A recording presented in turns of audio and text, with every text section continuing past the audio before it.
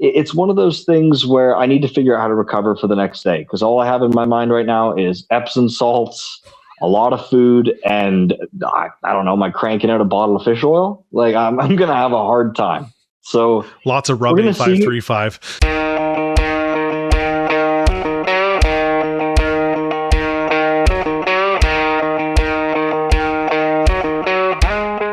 Welcome back to Farm Fit. This is going to be back-to-back weeks, or at least back-to-back videos of interviews. Last time I sat down and talked to Jake Ripko, who won the U120 division at Provincials this year.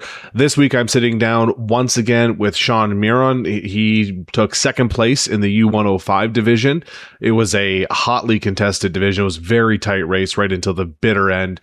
We talk about Provincials a little bit, about his performance. We don't dwell on it too much because it's a few weeks in the past now.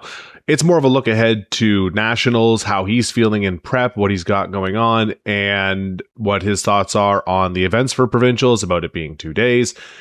We kind of touch on all those things. I've yet to do a video myself on what I think and how I feel. I'm just going to give a brief overview that I'm very excited. I'm excited for the events, and I'm excited for it to be 2 days because I've always wanted to do a 2-day event. I said that to Jake. I talk about that with Sean coming up, that I've always wanted to do 2 days and see how it is and see how it feels. So I'm very excited to try that.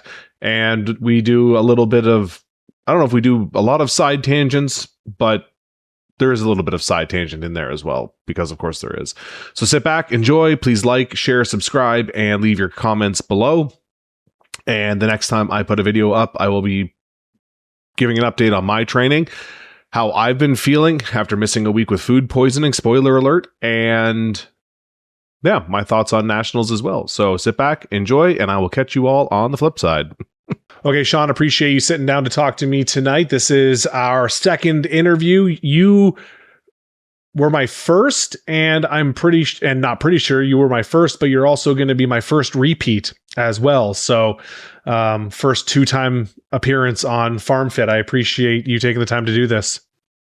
I appreciate you, man. Okay, so for those that don't know, Sean finished second by just 3 points at Provincials this year for Strongman Corp Canada in the 105 division. Probably outside, I would say the 105s in the 90s, if I'm remembering the sheet correctly, had probably the tightest race in terms of not just points, but the spread between first and a later ranking. So there were some other divisions where first and second were close, and then it kind of fell off. The 90s were really tight, 1 through, I want to say 6 or 7. You guys, there was 6 points between first and fifth. Fifth, right? Yeah, fifth place, which is just unreal that you have that tight of a race to the finish. So like I said, 3 points, 57 points for Kyle and 54 points for you total, right there, right to the bitter end. And we're not going to dwell too much on Provincials because it's a few weeks behind us and we've already flipped the script as we look ahead to nationals, which is the point of tonight's conversation. But I do just want to get your thoughts and feelings on your performance and the race to the finish before we move on. You know what? It's second place. It's my best showing at Provincials, which is great. But it is the most bittersweet trophy I have hanging up. Because going into the last event, it was a real toss-up if we were even going to do the tire. And once we all said yes, we all didn't have an agreement because that's not at all what happened. But everybody was kind of in the same boat of no one wants to hurt themselves. We're all pretty much cemented in our spots. And if you look at my sheet, we all kind of tied. So not kind of. Yeah. 1 through 4th all did 6 flips. Yeah. Like that's so and, on my and 6 flips, by the way, 6 flips in that time limit. Like that wasn't like there was still a time limit. It wasn't open-ended. Yeah. So with me, I had 10 seconds to I think 10 to 12 seconds when I said like we're done. I had felt a small pull in my left bicep, and I said, you know what, this isn't worth it. I already have at the time 3rd place locked in. I was happy, knowing that if I had hit one more flip, I would be going to the Arnolds. Thinking I still had 12 seconds. It is very bittersweet. Now, I'm not going to sit here and complain. Everybody did great. It was an absolute battle. For me, I had personal battles. I wanted to beat Chris Simpson and Nate Moffat because they've kind of been the staple in the 105 the past year. And then just before that, when Nate was winning everything.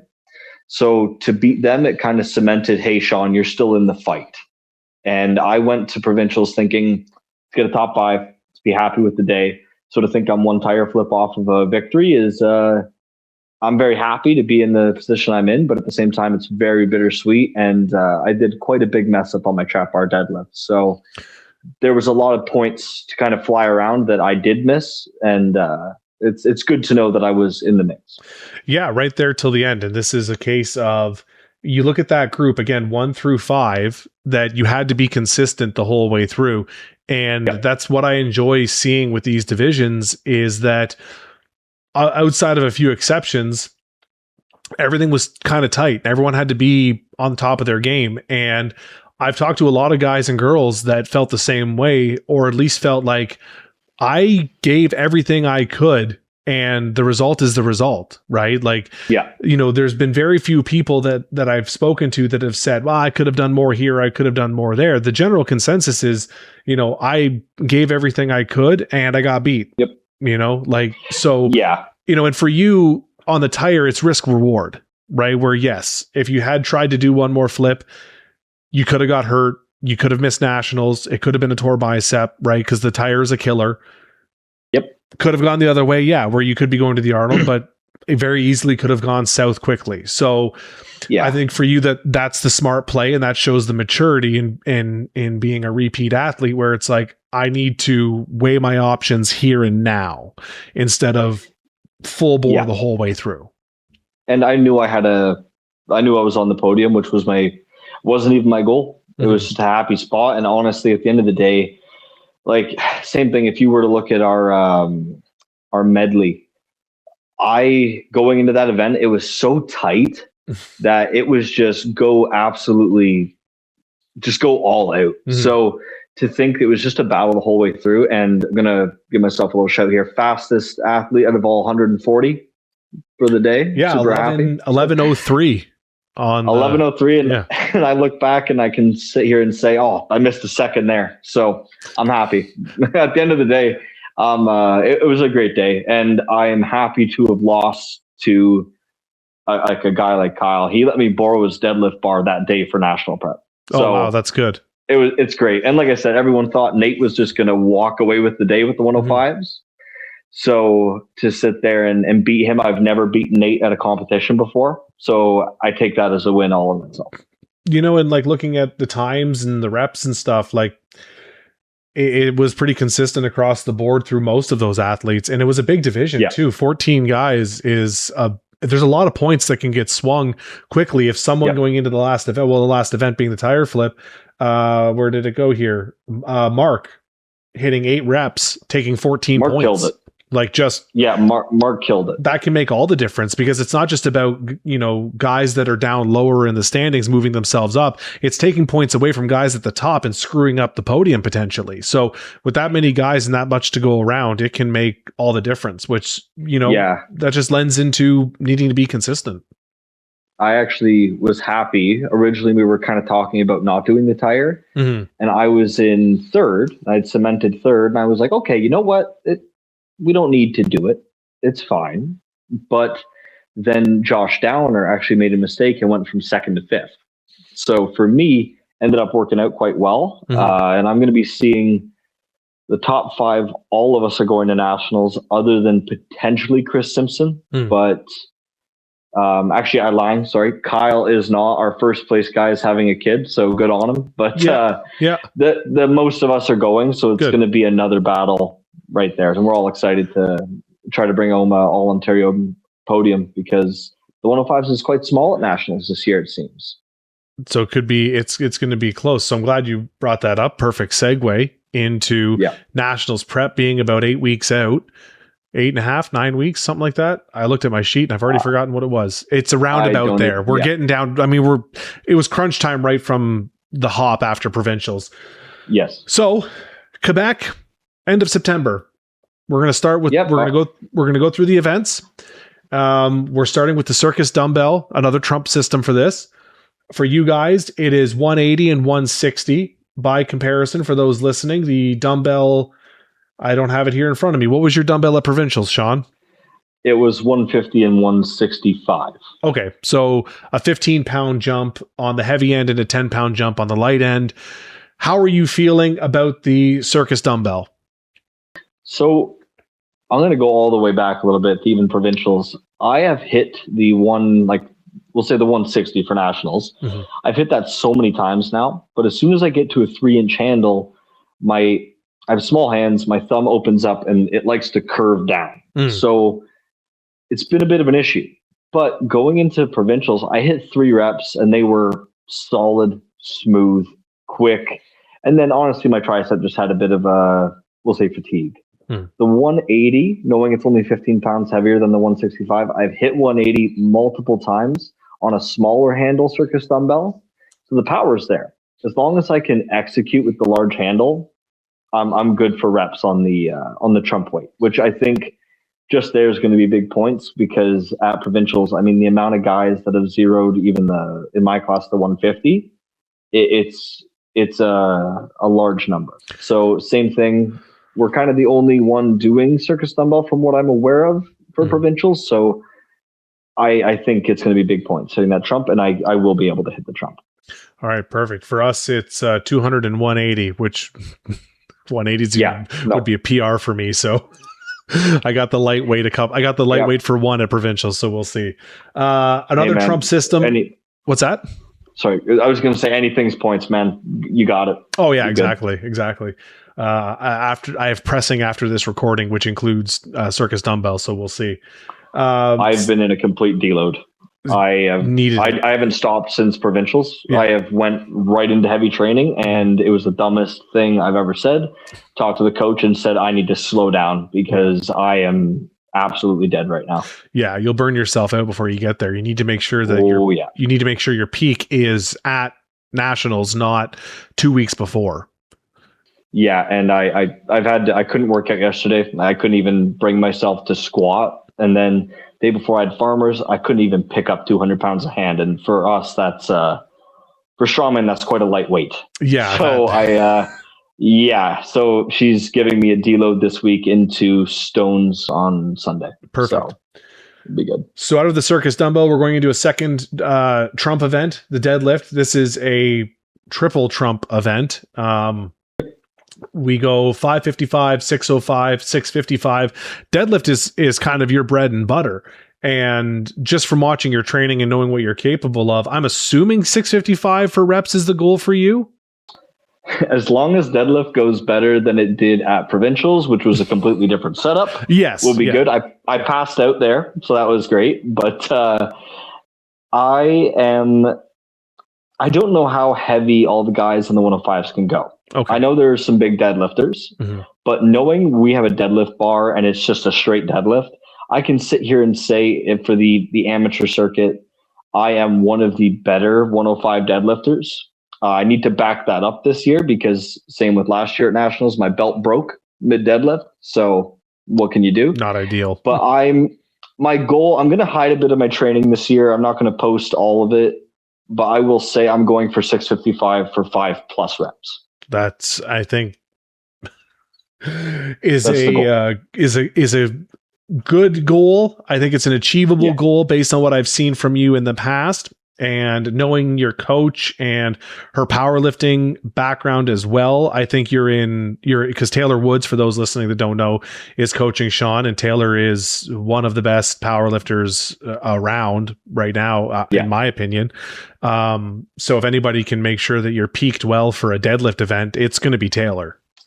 Yeah, she actually, going back to Static Monsters this year, in prep, I was hoping to maybe hit 650. When I went there, she was like, it'll be there. Just trust me. I went into the 7s and they were speed reps. I didn't have to keep going because they were just there. Yeah. So yeah, we're feeling good. I've hit 635 for a few reps already, and that was a week after Provincials. Perfect. So yeah, we're taking that step back now, and we're going to kind of regroup and reset for a full prep. But Oh yeah. At the end of the day, the Trump weight's there, and same thing. I know a lot of my direct competitors are going to battle it out maybe at the 605 mark, if not the 555 mark. So even if I hit one, I'm going to be over the moon and pretty good with some points. So excellent. We'll be happy. Perfect. Good news is, outside of that, we're not doing a Trump event for the last 3. So we're going to finish day 1. But I didn't mention this earlier, but I'll mention it now. It is a 2-day event. So we're doing events 1, 2, and 3 on the Saturday. The final event for day 1 is going to be the sandbag steeplechase, for lack of a better phrasing, because it's for max distance, I believe. Basically as many laps as you can. The rules for those listening is going to be pick the sandbag up, dump it over the bar halfway through, pick it back up, run it across the line, come back, dump it. You only have to dump it at the halfway point. You don't dump it at either end. You can hold on to it. You just have to get a foot across the line, turn around, go back. Right? Did I get that right? I hope you did, because I haven't quite looked at the rules like crazy on this event. I thought we were going to be dumping it at both ends. So okay, well, here I have it. Right I hope it's in the middle. I hope it's in the middle. I have it right here. So let's read this together. Okay. Just like the professional that I am. Athletes must carry a single sandbag over a distance of 25 feet before loading it over a bar. After each successful load, the athlete must immediately pick the bag up, carry it an additional 25 feet, turn around, return to the bar, and complete another load. There is no need to drop the bag at the 50-foot line. The turnaround is enough. The sandbag only needs to be loaded at the 25 foot. So, okay. I did read it right originally, which is great news. You are right. I'm very happy, because I thought it was the other way around. So that's that it would be dumped back. Oh yeah. I thought it was going to be 3 dumps within that whole thing. So dump over. Yeah, it's going to be a lot of dumps. Unless something is there. Well, there would be a few. Unless they change it. No, just the 25 foot, which is great. It's funny talking about this, just reminded me talking about Taylor and doing the steeplechase. The last time I was at Nationals in Moncton, we had this, and she was the only one that went under the bar. She dumped the sandbag over, went under the yoke, picked it up, and took off. It was great because she's small but mighty. She's like Mighty Mouse. So I don't know she's bigger than I am. I don't know if you're gonna. I don't know if you're gonna crawl under the bar too or not, but it's an option. She knows how. Have you seen my patented monkey bar technique under the bars? I have. Well, yeah. It'll be perfect. There's no rules. Yeah. We'll see how it goes. So I did this at Moncton. Yeah. And so your weights, by the way, for those listening, 275 for your sandbag. And the height, the height for the men is 52 inches. Yeah, that's just quite standard, honestly, at this point for my class. Mm-hmm. I actually would love a heavier bag. A lot of people kind of at the 275, a little bit up, it gets really challenging. Mm-hmm. So I'd like heavier, but at the end of the day, I'm a speed athlete. Mm-hmm. So I'm hoping to just cover a lot of distance very quick and then just see where I go. I've done this event or this style event twice. I've passed out on both. So you have a very famous picture of you going down with your ponytail in the air. Oh yeah. Yep. Go back to the first interview we did. That's the thumbnail. That's it. Exactly. Yeah. So yeah, no, I'm excited. I think I'm going to be good. Taylor's given me a lot of conditioning because I think she saw one of the first days we trained together. I was out of breath walking up the stairs. Mm-hmm. So as long as I can maintain my breathing, I'm going to be quick. So we're going to be in a good spot. I don't think I'm going to win this event, but I would be upset if I wasn't at least in the top 5. I think that's a fair assumption because this will also come down to, it's the end of the first day. There's been a lot of reps before that. So there'll be a lot of, you're all going to be in the same boat in terms of energy. Yeah. So this will just be kind of what you have left. And we'll talk about the 2-day split after we go through the events, but the one positive side to it is you can kind of full send this event at the end, knowing you're going to have that rest versus, I got to go for max. I got to go for max distance, but also need to save myself for the next 2 events. So the one positive here is that, if you have to go for max distance to set yourself apart, you kind of can, because then you get a night off. So I think that's going to make a difference. I'm also very tactical.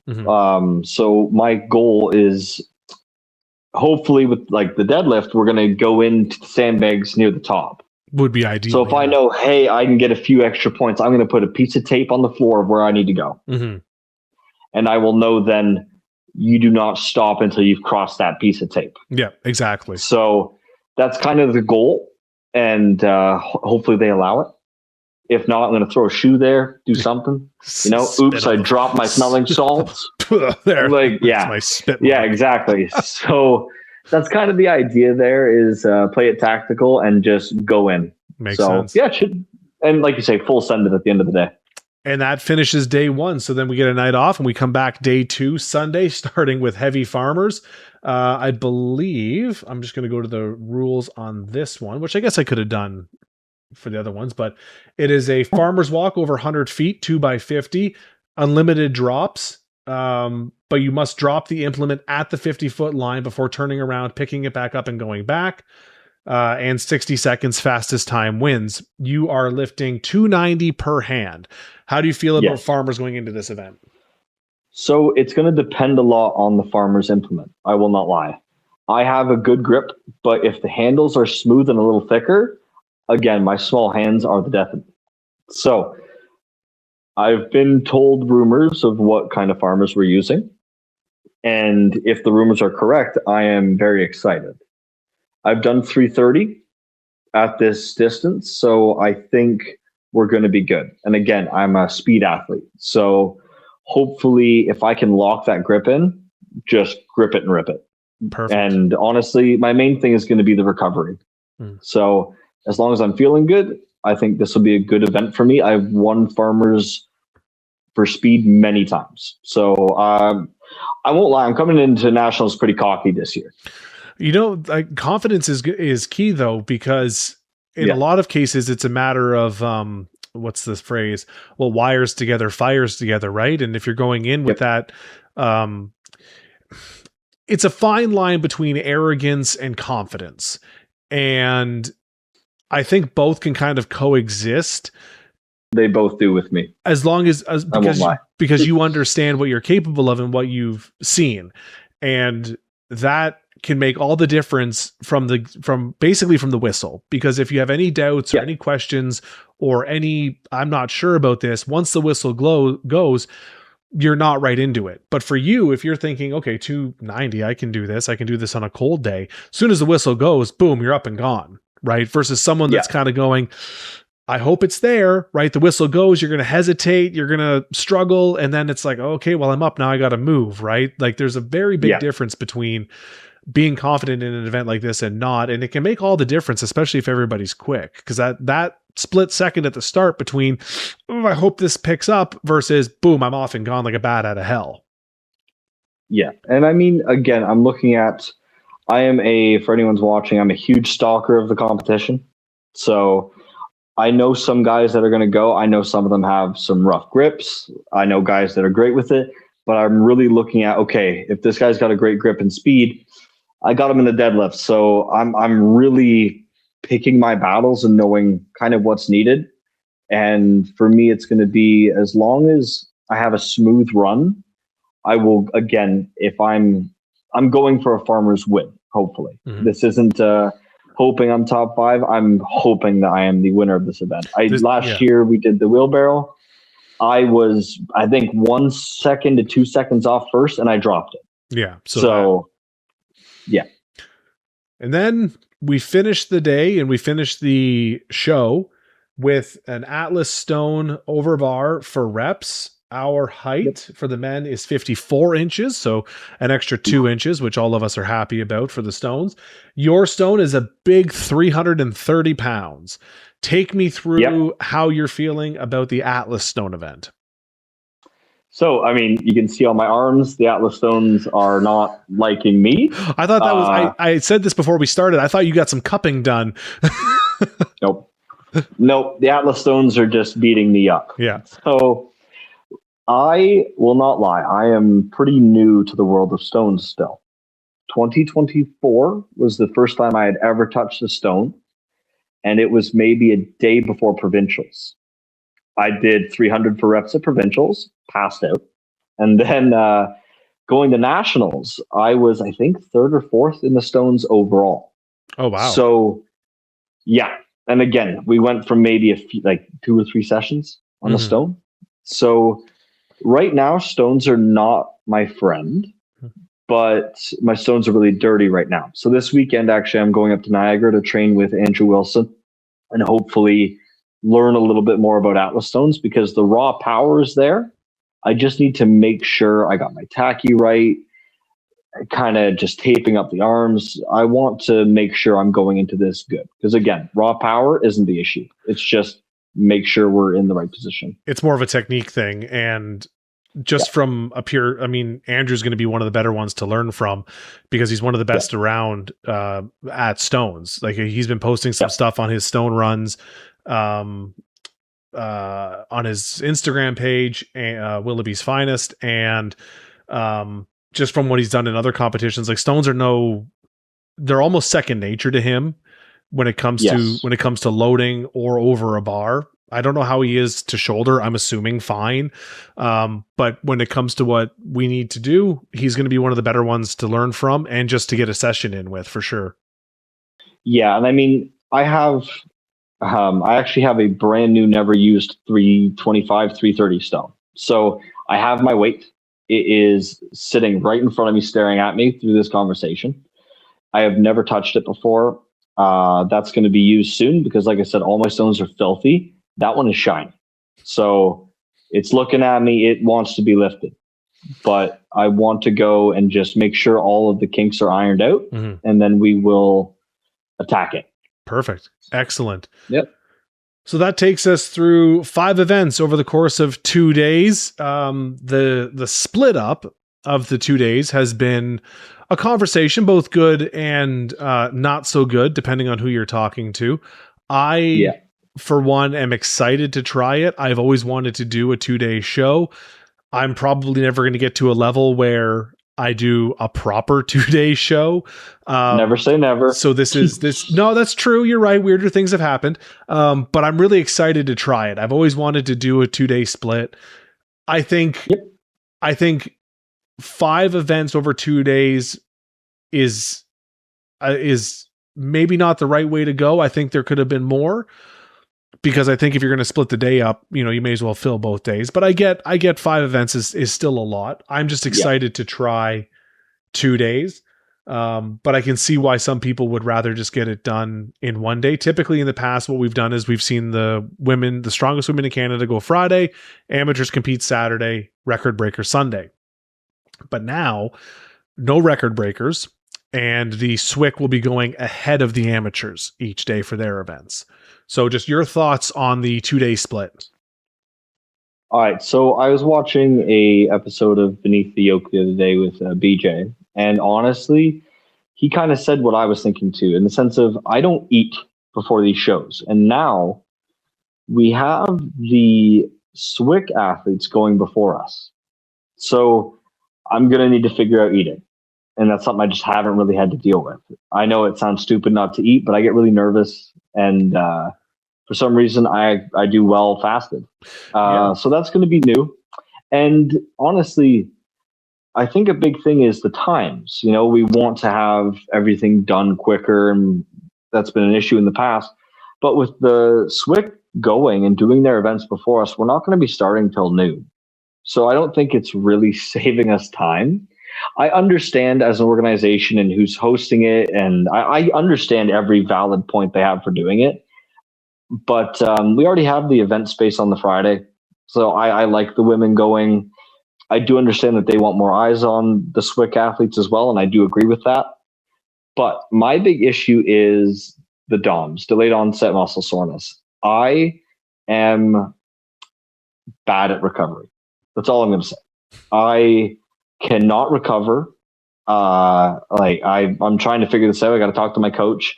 Also, it doesn't matter, but being a fully natural athlete, it is a little harder sometimes. So it's one of those things where I need to figure out how to recover for the next day, because all I have in my mind right now is Epsom salts a lot of food, and I don't know, am I cranking out a bottle of fish oil? Like I'm going to have a hard time. So lots of rubbing 535. I know. My grandmother's coming with me, and she's got like hardcore painkillers for her back, and I'm sitting here thinking, Grandma, might be the way. Yeah, please. Grandma Gilmore, hand them over. Yeah, exactly. So yeah, it's going to be a mixture of a lot of ibuprofen and some praying, but whatever. I think honestly, the whistle blows. You're just going to do what you have to do anyway. So not too worried, but yeah. And everybody's going to be in the same boat, right? Because we'll all have had the night off. We'll all have be coming into it the next day. So we're all kind of in the same boat.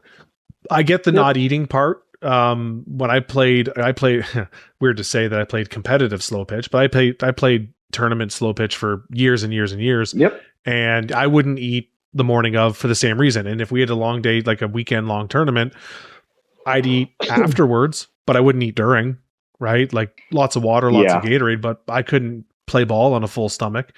Powerlifting and strongman, a little bit different. I like to have a good hearty breakfast before I lift. I'm not quite as nervous. And then snacking throughout the day is fine. So I do like the idea of not starting super early. I'm okay with going a little bit later. Whenever I do powerlifting, I'm always hoping that I'm the afternoon session for that reason, that I can get up, have a breakfast, not rush, take my time. And same with this, where it's like, okay, I know the SWIC are going to go before us. I can get up, have breakfast. I can go to the venue. I can watch them. I can get stretched out. I can get relaxed. I can get, all my prang and vitamins in beforehand. So I'm okay with it in that aspect. And same with wanting to get more eyes on SWIC. I think that's important too, because having them on the Friday, while it was nice for the athletes that are competing that weekend, because we're all there, this way, a lot of the fans are going to get to see them as well because they'll be there early. So I think this is a good way to get that exposure for them. Yes, it kind of puts a bit of a pinch on us as the amateurs to go later.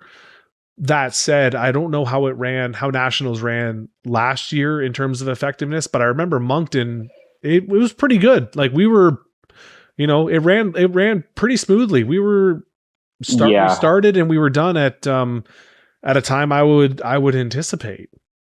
Yeah, last year ran quite late. Okay. I think that's the main reason from this year. Last year, I'm going to say right now, it was a great show, ran smooth, but at the end, I think they had 8 classes going at once because it was just like we need to finish this. Yeah. So I think there's a bit of that, but at the same time, if we're doing a 2-day show, I'm a consistent athlete. I want to see 8 events. Bring it on. Give me strongest man on earth style. Well, because that was my thought with the 2 days was if we're going to do 2 days, let's fill the 2 days. Let's do 8 events. We'll do 4 Saturday, 4 Sunday. But trying to do that with the SWIC, I get is not. It's too much. I understand. Too much. It's not. Yeah, we got hundreds of athletes there. And so I get it in that respect. The only way to do it would be then but then you kind of rob the SWIC if you say, okay, well, we're going to do, 4 events for the girls, or for 5 events for the girls on Friday, off you go. And then everyone else, the amateurs, all get 8 events over 2 days. It's not really a fair balance. No, 100%. But at the same time, it's I've always said that the amateur level needs to prep guys that are going to go pro for the pro level. And if, the pro level is running 2-day 4 events, then, people need to be ready for that, especially the open guys on JF circuit, because his shows are notoriously difficult to do. I know Andrew was we talked about Andrew. He was just at North America's and he said the same thing, that, it's a heavy show. It's a hard show to do. And guys need to be ready for it. So I think splitting it up is a fun way to see, but maybe throw another event or 2 in. Yeah. I think this year also, though, it's going to depend on numbers because again, I'm a crazy stalker in the world of amateur strongman. So sorry, everybody. I've been talking to a bunch of people, and that was you outside my window, is what you're saying. That was you watching. Yeah, we're in different groups. And you're keeping an eye on me, son of a gun. Yeah, the little handprint there. That's me. But no, I think this year might be a bit different in the sense of the 2 day has made a lot of people say, hey, I can't take another day off work. Mm-hmm. I can't, it makes it harder. It makes it a lot more expensive for a lot of people as well. Like I know for myself doing the Airbnb, it's gotten more pricey doing that extra day, as well as there's a giant doctors conference and cheerleading thing happening in the town at the same time. So hotels are a little more money. So there's a lot of things kind of, I understand it from Corp's point, but it's going to be tough. And I hope it doesn't bite them in the butt, because a lot of athletes have said, hey, it's hard doing 2 days. And for a lot of athletes too, the weights this year from the last 2 years seem up. So there's that extra little thing that the weights are heavier. It's an extra day. From what I've heard, a few people are a little deterred from that. Again, I will be there, but I'm hoping we still get good numbers. But I mean, I look at it in Alberta. There was 0 105s this year. Last year, I think they had one of the heaviest 105 count. So it's a weird one, and I'm kind of anxious to see how it goes and what the numbers are like. The extra day is a bit of a pain because Quebec for us, really, here in Southern Ontario, I'm a little bit further north into the west than you are. It's about 9 hours for me to drive.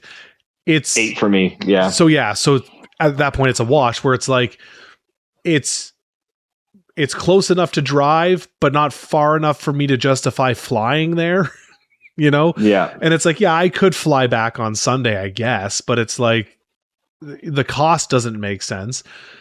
It's, to me, I don't, I could just do the drive, but yeah, it's a matter of, coming home Monday instead of Sunday. So Monday I got to potentially take off Tuesday to recover. I probably won't, because I'm lucky enough to have a job where I can just sit and do this and talk on a microphone. Yeah. And we're going to be all done harvest at that point. So there's going to be nothing to do in a combine, which is terrific news for, other guys that end up having to farm. But that extra day does add to it for sure, where it's like, instead of coming home Sunday, now we're coming home Monday. Yeah. I mean, did you drive or fly to Moncton? I flew. Lucky. That drive home sucked. You drove? You're in so much pain. Yeah. Oh no, I flew for that reason. I was like, I'm not driving home. No, absolutely not. I drove 14 hours home and I was dead. Oh no. And I was pitch black out, and I remember, so I actually, my grandfather was driving with me, and he was sitting there, and I'm like, wow, this is taking forever. And I look over and he's like, yeah, it's dark. And I'm like, okay, but there's not a car around. And I look, we're in a 100 zone. He's driving 50 because of moose. And I'm like, what are we doing right now? I want to go. Yeah. No, there might be a moose. And I'm like, oh God, just let it hit us. I'm done. I'm so done right now. I don't want to be in this. Yeah. No, I regret not flying. So yeah. Are you gonna drive this one too? Yeah. Yeah. So you and I will be in the same boat that way then. Yeah. And Alberta last year, I had half my family drive out there. Oh wow. Oh yeah. I got a big group. You got an entourage, man. I had 12 people at Provincials. Yeah, that's true. It's a group, man. So that takes us through nationals. I just want to. That was the other thing I was going to mention. You mentioned about some of the weights being up. Yeah, our stone for the 120s is 365. Yeah, your competitor Adam. I was talking with him about it, and he literally, before he even started Provincials, like before it got real for Provincials, he saw the weights and he's like, "If you think I'm going to nationals." And I'm like, okay, I get it. And I get it. I genuinely do understand. I'm going to do my own video going over my prep for it and how I'm feeling. I haven't had a chance to because it's been a week. But I will say, outside of the dumbbell and the stone, I'm feeling good. I'm not confident. I'm not, not going into it with aspirations of the podium because I know my competition. But deadlift is one of my better events, coming from a powerlifting background. I'm not likely going to get a lot of reps, but like the 605 and 655, if I peak properly, those are ones that I may just pull no straps, 1 rep and carry on, because I don't have a lot of endurance. my hamstrings will not hold up to it. But the 655, that's probably one that I'm going to walk out, pull it raw, say, I got a rep, I'm good to go. 611 is my current best on stage in powerlifting. And that was with a bad back and a bummed head, really. So, we'll see. The sandbag for us is 300. I'm not an endurance athlete. I've handled a 300 bag a couple of times. If I can get one lap with it, one load, I'll be happy. Farmers 310. Again, I don't know. My grip isn't great, but I should be able to get some distance with it. And yeah, the dumbbell for us is 180 and 200. If I can get one on the 180, yes. If not, whatever. And so the stone, you're looking for. Sorry, go for it. I was gonna say the stone, the same thing. Like, I'm not even sure I'll be able to lap a 365 stone. Never mind, load it beyond that. But I won't know till I'm there. I have Adam's 265 that I bought off him, and that's about all I can work with right now because that's all I've got. So we'll see on the day if I can work out my technique. We'll go from there. Yeah, I got a whole set. I've been borrowing stuff off everybody. I think I got 5 circus dumbbells in here right now. So what I need to do is come down and train with you for a day is what you're saying. Yeah, and my gym is horrific. I'm on like this much of a slant. So amazing. If you get strong in here, you'll get stronger out there. Well, listen, I had Dan Bartlett on and he trains on a boat. So yeah, he's got all of the speed. He's got all of the speed. Yeah. Yeah. No, I'm hoping for big things this year. And I won't lie, I've been after beating Moffat at Provincials because everybody thought he was going to walk the class. Again, love you, Moffat.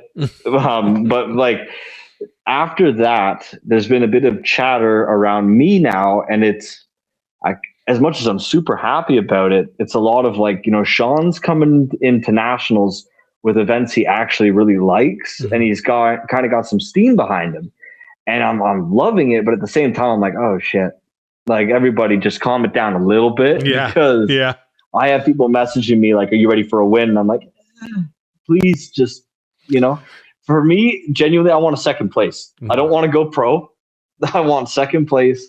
And then I get the invites to OSG and the Arnold's, which is my end goal in strongman. So I would still compete. But for me, that's my goal. So I do that. I'm happy. I can say I've made it in my mind. And that's kind of the whole thing this year. So I'm here for a good time. I'll still probably be here for a long time as well, but I want to focus on a career soon. And this year I've been off. I've been laid off for a while, so I've been able to focus. And next step is focusing more on life than it is a sport that I just got into. Yeah, so that's fair. That's kind of the thing right now. And like with that, even like I said, this year kind of having off, it's tough. Like going to Quebec, it's a lot of money that I don't even really have to spend, but I love the sport so much. So I will 100% be going there, and that's how it is. Right. Well, outside of that, I'll maybe see you for a training session, but if not, I will definitely see you in a couple of months in Quebec City. Yeah, and for everybody who is watching next year, we've just released Goliath Games is back. Amazing. I'm already trying to figure out the events for it because I want to get it all out there quick and make it bigger than it was this year. Amazing. So I'm looking forward to it. Trying to get ready. Listen, I podiumed at your show. I will be back to do your show. It was a lot of fun, and the timing usually works out. Well, not usually. I say that like it happens every year, but this year, the timing worked out perfect from my time at Powerlifting Nationals in October. Gave me enough of an off season and then a prep time for your show in April, which was great. If it's around, no matter what time it is, I'm going to do it. If it's around that same time, even better, but I will be there for your show for sure, pal. The only thing I will not say, I can say is I'm not hand painting trophies again. That's not doing that too much. Yeah. I refuse. Yeah. I refuse. I think you came third. You didn't get my little hand painted beauty, but I'm done. I'm upset I didn't get one, but I got my bronze, so I'm happy with that. Yeah, that was a good time. And like I said, we are returning. I'm just already trying to iron stuff out. Of course. Awesome. All right, Sean, I appreciate taking time to do this, buddy. Thank you, Phil. Thank you. Thanks, man.